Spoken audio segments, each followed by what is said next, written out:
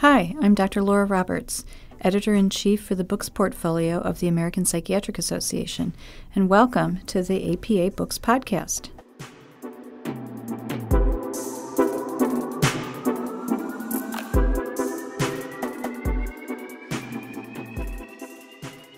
So welcome everyone to Unbound. Today we're talking with two editors from this recent amazing textbook of women's reproductive mental health. We'll be speaking with Lucy Hutner and Lauren Osborne. Lucy is an internationally recognized expert in women's mental health. She's one of a small group of psychiatrists in New York City with really extensive expertise in reproductive psychiatry. This field focuses on mental health needs of women and their loved ones before, during, and after pregnancy. She has particular expertise in perinatal mood and anxiety disorders and in the psychiatric issues of high-risk pregnancies and infertility. Lauren Osborne graduated from Weill Cornell Medical College, received her training at Columbia University, New York State Psychiatric Institute. She completed both clinical and research fellowships in women's mental health and is an expert on the diagnosis and treatment of mood and anxiety disorders during pregnancy, postpartum, throughout the menstrual cycle, and perimenopause. Lauren is just a week and a half into a new role, amazingly, as Vice Chair for Clinical Research in the Department of OBGYN at Weill Cornell. And I really am thrilled to meet with both of you. And I know that you have a whole team of amazing people. I think you said that there were 60 authors who contributed to this amazing textbook, yeah, which made a big splash right away. I mean, we knew with APA Publishing that we really needed something in this area, and felt like the gap in the literature was clearly there. But what was amazing was how you all stepped forward and actually had done so much work in this area and brought it together in such a very, very fine textbook. So I just wanted to thank you and tell you how thrilled we were that you all stepped forward. It's always awkward. Who's going to speak first? Have you guys figured that out? Who's going to go? No, okay. No. All right. So, but okay. like with everything else about the work that we've done together, it's all a collaboration. So Lauren can speak first. I can speak first. We're very non-hierarchical in this group. Great. That's wonderful. Well, so maybe Lauren, I could turn to you. I mean, can you tell me kind of why you thought the world needed this book? What was the motivation, the intention behind the book, and the hope for the book? Yeah. So I think a lot of people, when I say that we've recently produced this textbook, they say, oh, is that, it's a new edition, it's an update of an old textbook, because people can't believe that a textbook like this didn't exist, but it really didn't. And for me, the initial impetus to get into this work of kind of educating other clinicians and the public about this field was actually when I finished residency. And I went to a program that had a lot of training in women's mental health, and nobody except me was planning to specialize in it. And right after I graduated, within the first couple of months, almost everybody else in my residency class had called me with a question about management in a pregnant woman, because they'd happened to encounter a pregnant woman in the course of whatever else they were doing.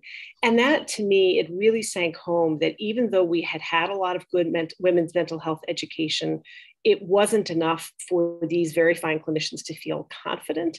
And that said to me, there's a huge gap out there for people who want to specialize in this area, but also for people who don't want to specialize in this area, but find themselves encountering this sort of patient. So that was the kind of impetus that started us on our initial work to create first a curriculum for residents in psychiatry, which was the basis that eventually formed this book. Right. And Lucy, I know you were kind of a driving force with the curriculum, or have other ideas that you would like to add to what Lauren said. Oh, yeah, I would love that. I mean, I would just echo what Lauren said. When I was the associate director of the women's program at Columbia, I have to say that as soon as we opened our doors, we were flooded with requests for clinical care. Mm-hmm. And those requests for clinical care have just continued in a really high pace. If you think about the fact that, like, for example, postpartum depression is the most common complication of childbirth. And that's just one tiny facet of women's reproductive mental health. When you compare the clinical need versus the education that was available in the area, we recognized that there was an enormous gap there. That led to, I think Lauren wrote a really wonderful op-ed about the need for education in this area. There was a task force that formed that is now part of the Marseille of North America. And along with launching this curriculum, we just basically thought to ourselves, hey, a textbook is really necessary. And the reason why we thought that is because, in this digital age, in some ways, it's a little bit like, do people actually read textbooks? But it's actually interesting, partly because there's a digital version, which is wonderful, but also because we think of this as sort of a flag on the moon moment. We have been really part of a group of people around the country and now the world who are building this field from the ground up. We started from listening to our patients' experiences and registering what they said, and then we're building the medical specialty around that. So for us, it really felt like this wonderful moment of saying, like, this field exists. This is a knowledge base. This is a fund of knowledge that we can use. Along with the flag on the moon moment, which we were so humbled to be able to achieve, we think of it also as a stepping stone. So for example, Lauren and I are both involved in a project now where we are trying to build mental health education for OB/GYN providers. So there's a lot of ways in which we see this as some of the very first steps in building out education in a lot of different arenas. Yeah, it's intrinsically interdisciplinary and will really have influence across multiple areas, I imagine. Maybe people know, but I did consultation liaison psychiatry for many, many years. And this is kind of where my heart was. And I remember it wasn't really all that long ago where we at University of New Mexico covered all the patients, outpatient, inpatient, people who hadn't gotten preventive care, high risk, complex patients. I mean, everybody. And I think for us on our CL team, when we got a call from the women's health area, a woman who's just given birth or a woman who is presenting in distress, maybe even not even aware that they're pregnant. And I mean, oh my gosh, the complex issues. And the resources were so limited. I mean, like maybe a subsection in a chapter in a consult liaison textbook or something, and it wasn't that long ago. So I looked to your textbook with a particular sense of the importance. I mean, the potential for fatalities, the potential for mortality, poor outcomes for mothers, for families, for babies, I mean, is profound. And then you look across the life cycle. And so anyways, it wasn't that long ago that there really wasn't much of a coalesced literature. And I think, I just want to say how deeply I appreciate this particular book because I could, it's very immediate and very real for me in my own clinical experience. Well, and it's interesting you say that, Laura. I started out, and I still consider myself a CL psychiatrist. As part of my work in the women's program at Columbia, I started the first dedicated obstetric CL service there, and really focused both on obstetric inpatients as well as high-risk MFM patients in the outpatient setting. I can't tell you how much I relate to what you just said. And I think in terms of our textbook, I'd love to hear what Lauren thinks about this as well.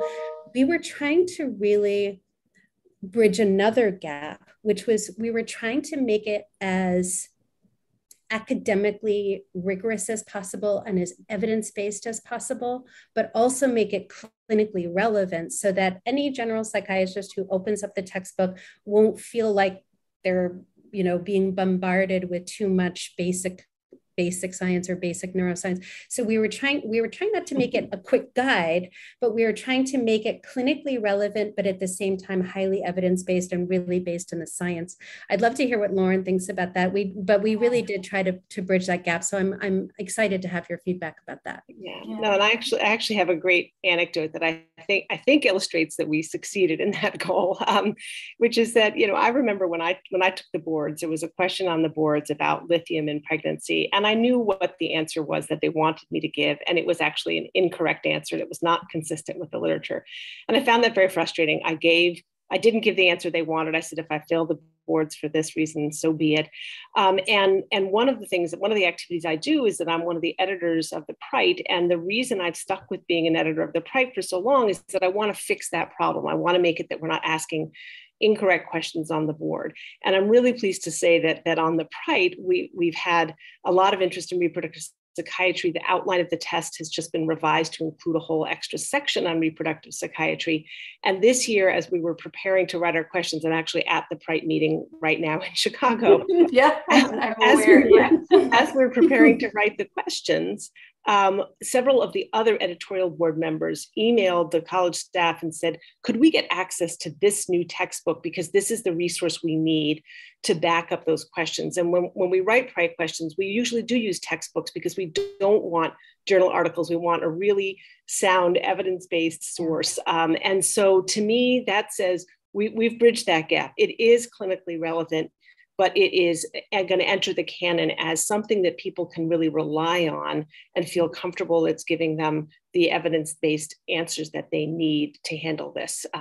So I hope that helps to illustrate. Yeah, no, I love that. And I have to tell you, the reason I wrote the professionalism Q&A ethics book was because I was so irritated with every exam I took where they would do a few forensic questions, and they were legitimate questions.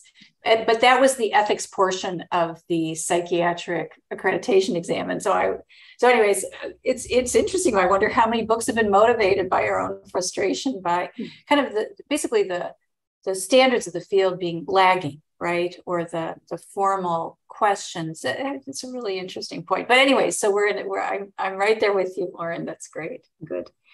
So how in the world did you get so many people to come together? I imagine it was wonderful and fun and hard, but how did that process go for you all?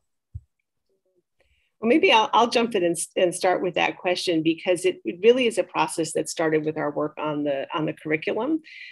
We started that work with 6 people who all wanted to do something for psychiatry residents. And the 6 of us were people who all knew each other professionally, and we worked together pretty seamlessly. And we created a module about perinatal depression together. And when we got to the end of that, we said, this is great, but it took us a year to do this, and we need to ramp this up. How can we expand? And we took those 6 people and put each one of them in charge of another group. And then we sought volunteers from within the reproductive psychiatry community. So we had one experienced leader on each group leading another group of volunteers. We were open to all comers. There were people that we asked to be on it because we knew their work, but we also welcomed trainees and other people to be part of it. And so that structure of working was in place throughout the time that we worked on the curriculum. And we really kind of shifted that over into the textbook. The 5 editors of the textbook are people who've been involved from day one with the curriculum, who led modules in the curriculum, and who had that experience of leading a group of people to create this material. So we then went and made each of those editors responsible for a certain number of chapters in the book. Sometimes they were the author of the chapter, sometimes they were corralling people who had worked on the curriculum module and saying, could you be the lead author? So we kind of had that structure in place. And since the 5 of us knew each other really well, we could kind of fan that out into the larger group. Lucy, do you want to add to that? Yeah, and I would just add to that too, I think that one of the things that has just been so wonderful is the collaborative spirit among all of us. And I think, we have tried to make it as easy and efficient as for everyone as possible to contribute, partially because every single person who has contributed to both the curriculum and the textbook is a volunteer. They are graciously donating their time. Nobody has protected time for this. So we wanted to make it as easy as possible. So for example, with the textbook, the group of editors, we actually drew up an author's guide for every single author, especially the lead author of each chapter. And each group was able to obviously generate their own content and generate what they wanted to talk about, but we provided a very standardized structure for them that was consistent across the textbook and consistent with what the APA publishing group wished to have. So it would make the ultimate editing process as seamless as possible. So we sort of, to be honest, worked backwards, where we started with what we wanted to be with the end product in terms of the structure, and then basically gave that structure to each author in a very rigorous way, so that each author and each author group was basically able to sort of fill in the gaps with their content. But we didn't want to have a lot of editing and back and forth at the end. We wanted it to be as seamless as possible. And I think that really helped, especially with as many authors as that we had. I also think that a key thing that helped us was that I had a grant from the ABPN Faculty Innovation and Education Award that helped put together the end of the curriculum. And part of that grant money I spent on supporting the time of one of my research assistants to be a project manager for both the curriculum and the textbook. And her name was Courtney Early. She was fantastic. She's now a graduate student in psychology, but she was uber organized, and that was essential. She kept an organized Dropbox of everything. She, chased authors who hadn't sent their things in. We absolutely could not have done it without her. Yeah. And I want to make sure, because there was a little bit of a smudge in the audio on it. So her name is Courtney Eardley. Courtney Eardley. Courtney Eardley. A big shout out to Courtney. Yes, Eardley. Absolutely. and all the wonderful colleagues who end up supporting these fantastic books that we publish and don't really get as much recognition. So Courtney plus, we want to shout out. Absolutely. So were you guys surprised by the by the public grabbing hold of this and some pretty famous people grabbing hold of this? What were you surprised? I'll take that, and Lauren, if you want to add to this too. I was really surprised. Basically, at least my contribution to this question was that I was being asked by a journalist in Parents Magazine about a totally different topic. She was asking me about how pregnancy changes the brain.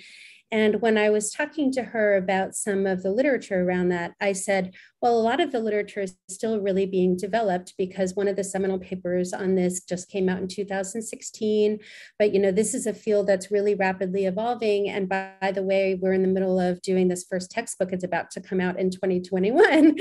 And the journalist said, wait, are you joking? How is that possible that you haven't had a textbook?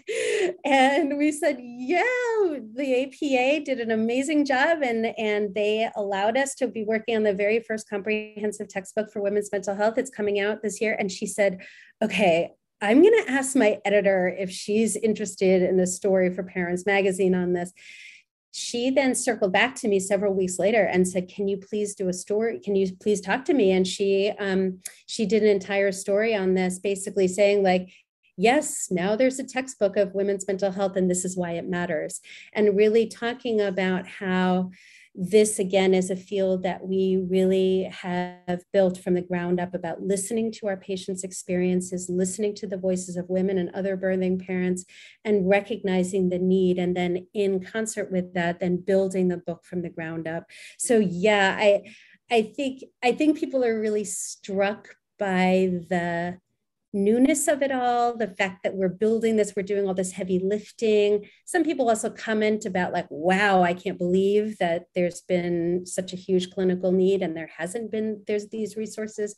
So yeah, I think it's sort of like, it hits something in people. Lauren, what do you think? Yeah, I totally agree. And I think, I was initially surprised, but thinking back on it, I think I shouldn't have been surprised. Mm-hmm. And one of the reasons I shouldn't have been surprised is one of the reasons that we work in this field, which is that this is a very motivated patient population, right? Yes. These are people who really want to get better and who really want to have the knowledge to do what's right for themselves and what's right for their babies. And so I find that patients are really hungry to have information. And I will frequently give journal articles to my patients because they want to know what the literature is. So in retrospect, it doesn't actually surprise me that there's this broader interest out there, because I just think it's a population that is desperate for the information and that's really motivated to work on their own mental health, which isn't always the case.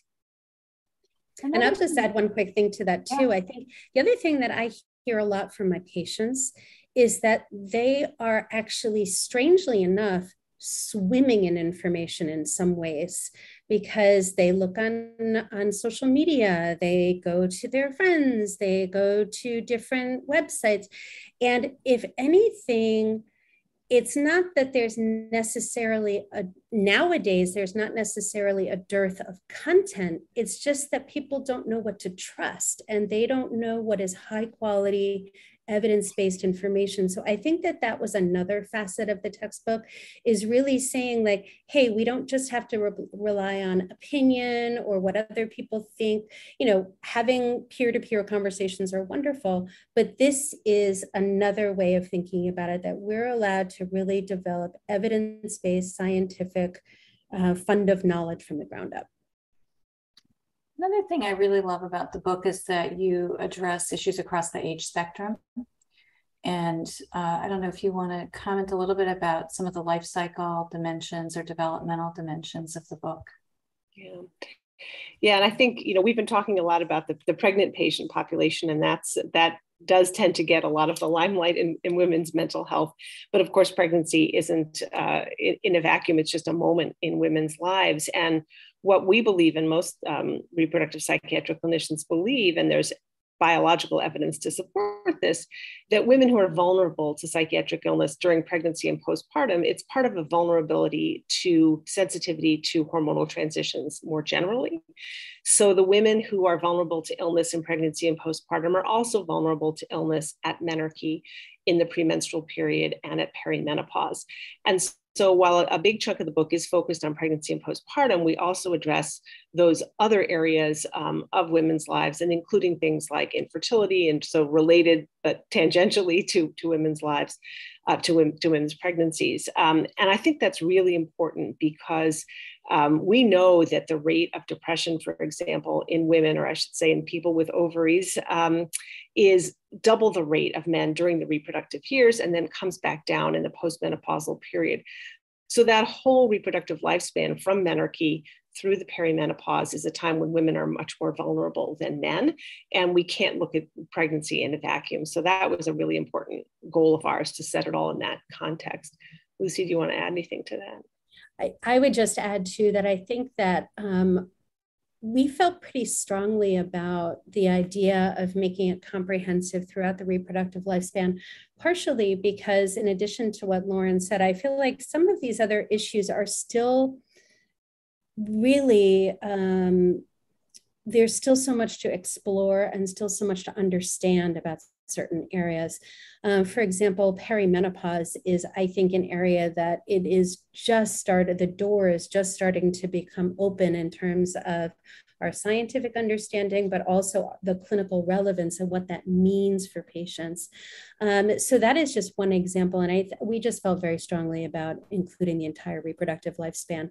Interestingly, some of the offshoot projects, so for example, the mental health education toolkit that we're doing for OB-GYN, we're starting very much in the perinatal period, because this is where there's a clear intersection between psychiatry and OB, and it's such a high need time. But we never want to lose sight of the entire reproductive lifespan. Well, and here we are. This is such a lovely, positive conversation about affirming women, while also acknowledging that women haven't really been seen and their clinical needs really tended to. And I would say, I'm sorry it took us so long to put together this textbook, and I'm thrilled that we did it when we at least when we did, and we got just the right people to help us. But obviously with the overturning of Roe v. Wade, the issue of women's needs, women's clinical needs, education around reproductive health issues, I think will be more salient and top of mind. I'll try to put this in an apolitical way. I think it will be more relevant for people in their thinking, no matter where one sits on a political spectrum. And so I don't know if you have any reflections there. Clearly, education is changing in many states across the United States. The OBGYN training, for example, is going to be challenged. Many states are not going to be meeting the standards for curriculum in OBGYN, for example, Lauren, with your new role. So anyhow, I don't know if you have any observations that you'd like to make in this very early days after Roe v. Wade being overturned, but things are going to change a lot and have already changed dramatically. Yeah, I mean, I think things are going to change a lot, and they're going to change for all psychiatrists, right? Because we're going to go back to the days where we have to consider, in many states, abortion will only be allowed if it affects the health or life of the mother. And psychiatrists in the 60s were put in the role of determining whether somebody's mental health would be so adversely affected that should be allowed to have an abortion. So all psychiatrists are going to be put back in that position, not just people with a specialty in reproductive psychiatry. And then I think there's going to be a huge impact on women's mental health. You know, one of the things that's the most clear risk factors for the development of postpartum depression is unwanted pregnancy. And we're going to be facing a world where we have a lot more unwanted pregnancy. And that's going to have huge repercussions for women's mental health. And I think that there's just, you know, it's going to be half the country that's going to be in that position. And so it's early days, but I just think it's a huge revolution in the way we have to think about this and in the way we think about women's health rights, about healthcare for women as being a right that every woman should have access to. So it's different. I'm being a little sneaky, maybe you can tell, because I want another book. I want another book. I do, because I think, again, across age spectrum, across socioeconomic classes, across politics, across personal background, just in every dimension, I think we're going to have to take a fresh look at this. So anyway, so please take this back to your team and see if you can help us, because I agree that psychiatrists are going to be squarely in the middle of a lot of this, either in helping to develop clinical guidance, either as consultants in the care of individual patients, or in perhaps influencing policy on state and national levels around what is health.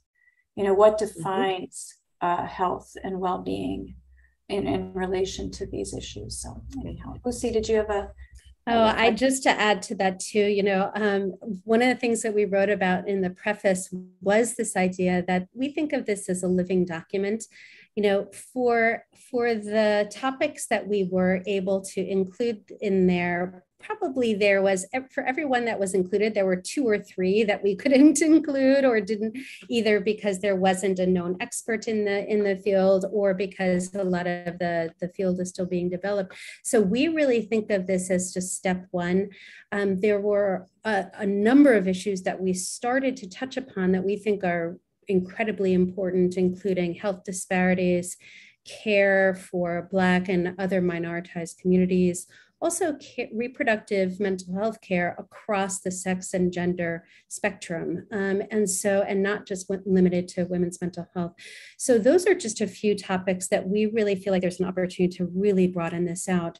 Another topic that we've gotten a lot more dedicated to focusing on is trauma-informed care in a lot of different varieties, and it's in its full spectrum. So more to come, but again, it was one of those things where at a certain point, we have to measure twice and cut once and decide that this was going to be the first edition of the book. But yes, it felt to us like it was opening Pandora's box in a good way, where there was just all of these potential collaborations and ideas spilling out.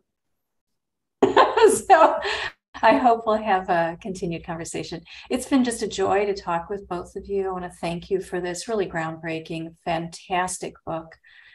For the listeners of our podcast, I really encourage you to take a look at it. It has really broad relevance, and as you have emphasized, deep evidence where it exists. And I think in several places in the book makes comments about how much more we need to know. So I thought there was the right degree of humility and confidence that were communicated at the same time, which is challenging as editors and authors. But thank you so much for joining us today on Unbound.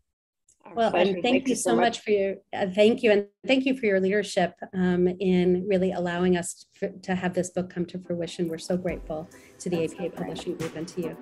Absolutely. Thanks so much.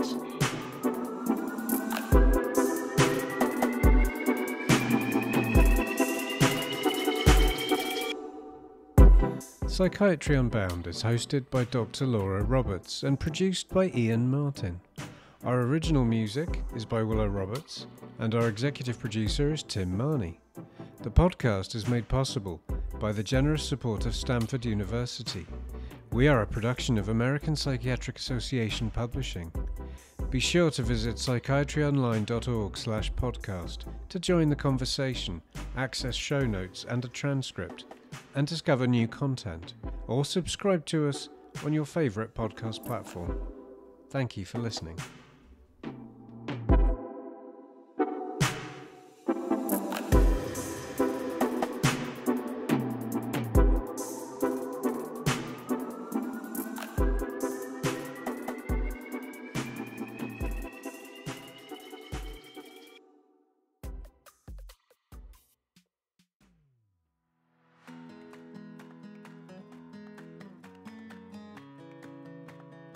Hi everyone, I'm Sanya Virani and I am the host of Finding Our Voice, Fresh Perspectives in Psychiatry. Now this podcast actually addresses current issues as they pertain to psychiatry, but we have a special focus on amplifying the viewpoints and opinions of our younger groups. Who are they? Resident fellow members and early career psychiatrists. Finding Our Voice is available wherever you get your podcast from.